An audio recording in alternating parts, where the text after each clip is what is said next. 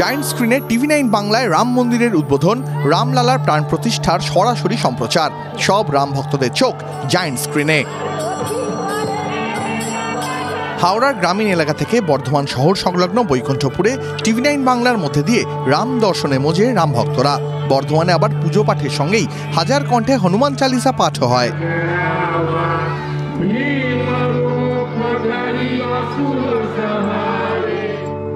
Belur মঠেও giant স্ক্রিনের আয়োজন করা হয়। সেখানে বসেই রামলালার প্রাণ প্রতিষ্ঠা দেখেন ভক্তরা।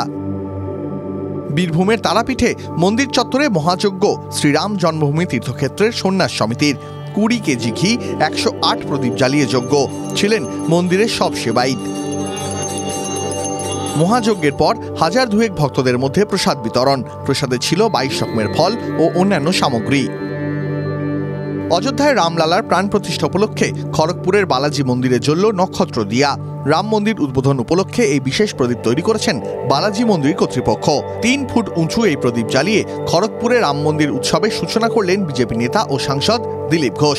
রাম মন্দির উদ্বোধনের উৎসবে গোটা খড়গপুর শহর মেতে উঠেছে, দাবি বিজেপি সাংসদের। রাম মন্দির উদ্বোধন উপলক্ষে শিলিগুড়ির সেবক রোডে শ্যাম মন্দিরে বিশেষ পুজো যজ্ঞ সাজিয়ে তোলা হয়েছে। শিলিগুড়ির 312টি মন্দির। শোভাযাত্রায় হাঁটলেন বিধায়ক শঙ্কর ঘোষ।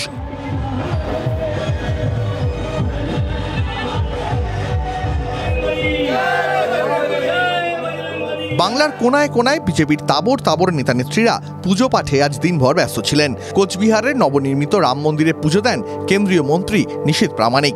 সিঙ্গুর রেল স্টেশন সংলগ্ন এলাকায় শিব মন্দিরে রাম পুজো করেন বিজেপি সাংসদ লকেট চট্টোপাধ্যায়।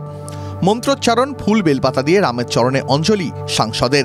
অধিকারীগড়েও রাম নাম। শুভেন্দু অধিকারীর ভাই সাংসদ দিব্যেন্দু অধিকারী পাড়ার শিব মন্দিরে সস্ত্রীক পুজো দেন। রাম মন্দির উদ্বোধনের দিন লোকাল ট্রেনে মেতে উঠলেন রাম ভক্তরা। করলেন লাড্ডু বিতরণ। শিয়ালদা শান্তিপুর টাউন লোকাল ট্রেনের কামরা ফুল দিয়ে সাজিয়ে এবং অযোধ্যার রাম মন্দিরের ছবি সামনে রেখে লাড্ডু বিতরণ রাম ভক্তদের।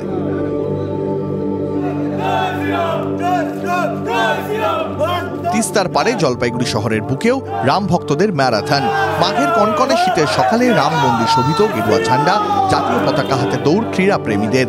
জয় শ্রীরাম ধ্বনি দিয়ে 16 কিলোমিটার পথ অতিক্রম। বাঁকুড়া শহরের প্রাণকেন্দ্রে মাচানতলা থেকে মহিলারা ঘটে জল ভরে শোভাযাত্রা করেন। ঢাক বাজিয়ে গেরুয়া পতাকা উড়িয়ে শোভাযাত্রায় হাঁটেন 8 থেকে 80। এরপর লালবাজারে যজ্ঞ ও বিভিন্ন অনুষ্ঠান হয়।